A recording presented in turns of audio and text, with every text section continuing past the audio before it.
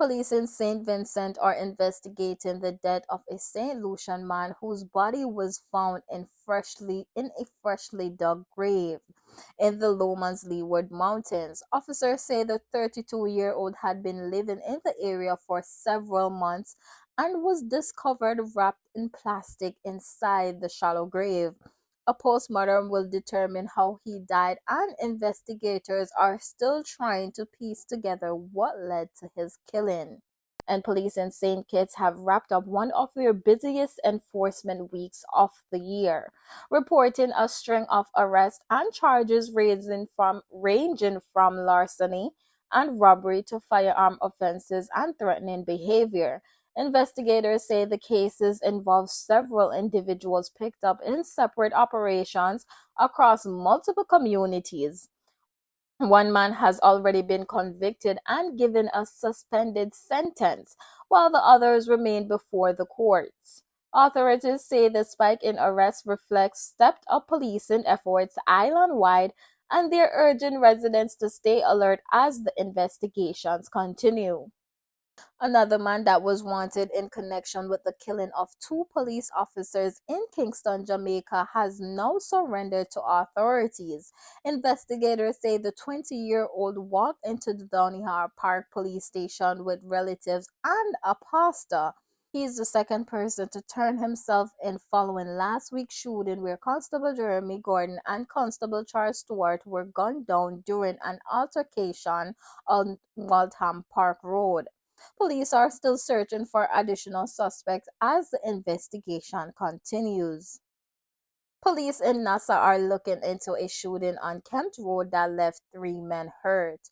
Officers say they reached the scene to find a 22-year-old man with multiple injuries from gunfire. Two other men, one 35, the other 25 years old, had been rushed to the hospital by private vehicles. Investigators believe the victims were among a group gathered outside watching a game when someone started shooting towards them. All three men remain in the hospital, and police are urging anyone who knows what happened to reach out. While police in Barbados are investigating a shooting that left three men injured in the Bank Hall area. Investigators say the men were standing outside their home Sunday morning when a car pulled up and someone inside opened fire. Police in Trinidad are investigating a drive-by shooting in San Fernando that left one man fighting for his life and two others wounded. Investigators say a group had just stepped out of a car on Staunton Street when another vehicle pulled alongside and someone opened fire. One man was hit several times and is in critical condition. Two 21-year-olds were also shot as they tried to run for cover. The gunman sped off, and officers are now reviewing footages as they search for the attackers. Antigua and Barbuda's Prime Minister Gaston Brown says he's preparing to take legal action against a United States law firm over what he calls false and damaging claims about the government's handling of the Alpha Nero superyacht sale. Brown says a formal pre-action letter will be sent in the coming weeks, and he intends to pursue a defamation case if the firm does not withdraw the allegation. He is also considering separate action against members of the opposition who he says helped spread the accusations. Brown says that earlier court rulings in the United States cleared him of any wrongdoing. A public back and forth unfolded between entertainer Buju Banton and Government Minister Darrell Vaz over the handling of hurricane relief supplies that arrived in Jamaica. Buju says his team waited for hours for the items to be released and claimed some of the packages appeared tampered with. Minister Vaz has rejected those allegations, saying more than 350 relief flights have been processed without a single report of missing goods.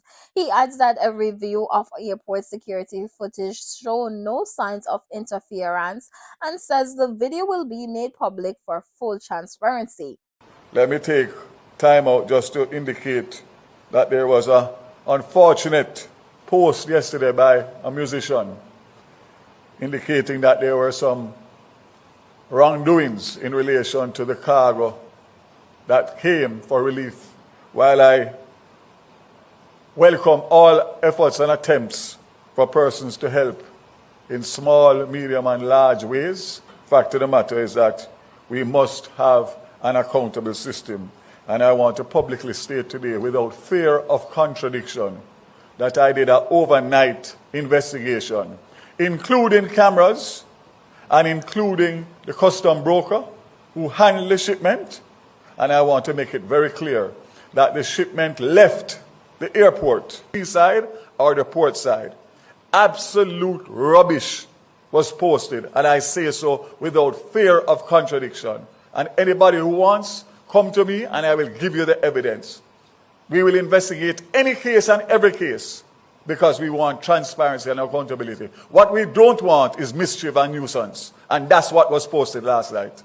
The dispute has sparked wider questions, with many Jamaicans now asking whether other shipments may have faced similar issues and whether Buju's high profile prompted a faster response than others. We'll keep following this story and bring you any updates as they develop. Regional leaders are in Jamaica meeting with Prime Minister Andrew Holness as part of a goodwill visit. In the video on your screen, you can see Holiness speaking with Barbados Prime Minister Mia Mottley and President Ifran Ali. The delegation prepares to tour key areas and meet with officials. Their goal is to get a closer look at what's happening on the ground and coordinate support moving forward. Guyana is welcoming a new United Nations Security Council resolution that backs President Trump's proposed peace plan for Gaza. President Ifran Ali says Guyana supported the measure because it aims to strengthen the current ceasefire and push long-term stability for the Palestinian people. The vote also drew reaction from President Donald Trump, who called it a major diplomatic win and praised the countries that supported the resolution. Member states say more details on the peace framework are expected in the coming weeks. Former Cuban military pilot living in Florida is now facing federal charges for allegedly lying on his U.S. immigration paperwork. Prosecutors say the man denied ever serving in the Cuban armed forces, but investigators later found records showing he spent years in the country's air defense unit.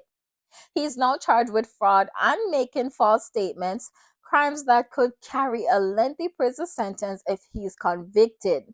Federal agencies are continuing to review how he entered the country and whether others may be involved. This segment of KGN Caribbean News is sponsored by Belam Natural Skincare, a real Jamaican brand born from the founder's own skin struggles. If you're tired of dark spots, dry patches, or uneven skin tone, these handmade soaps could be your new best friend. They've got some killer combos like kojic acid with vitamin C, turmeric and sea moss, honey, and oats, all natural, all effective. Plus, they ship all across Jamaica, and here's the catch, they also ship internationally. So no matter where you are, you can get in on the glow. Order through the Instagram on your screen or WhatsApp the phone number, which is on your screen as well. Your skin, I go thank you. Take care of your skin, people. Antigua is taking another step towards improving its water supply. A new desalination plant at Barnacle Point is set to start pumping out fresh water this week, adding roughly 2 million gallons a day into the system. Officials say the extra production should help stabilize service in several northern communities that have dealt with frequent outages. They're also upgrading miles of older pipes to make sure more of that water actually reaches home. Leaders say the project is part of a long-term plan to strengthen the island's entire water network. St. Kitts and Nevis has officially rolled out a new fleet of Toyota ambulances, marking a major upgrade to the country's emergency response system. Prime Minister Dr. Terence Drew says the previous fleet was outdated when he took office and replacing it became a top priority for his administration. Supply chain delays slowed the process, but the vehicles have now arrived, ending what officials call a long-standing shortage. Government invested 1.7 million US dollars in the new fleet as part of a wider plan to modernize healthcare across the Federation. Dr. Drew thanked local partners for helping him make the upgrade possible. And today's newscast is powered by Luxury Glam Onsley. So if you want your makeup, your hair, brows, or lashes on point, whether you're stepping out bold, bridal ready, or straight up boss babe vibes, Little One, the owner of Luxury Glam Onsley, got you covered. Trust me, this is where the glam magic happens. Hit up the number on your screen to book your glow up or catch all the info on Instagram on your screen. A young woman who migrated from Guyana to St. Kitts as a child is now celebrating a major achievement. Candace Franklin has officially been admitted to the legal profession, marking the fulfillment of a dream she's worked towards for years. Her journey began at age 12 when her family moved to St. Kitts in search of better opportunities. Those challenges and sacrifices have now taken her to this milestone, inspiring many who have followed her story. Franklin's accomplishment is being celebrated online as an example of resilience, hard work, and the power of believing in what's possible.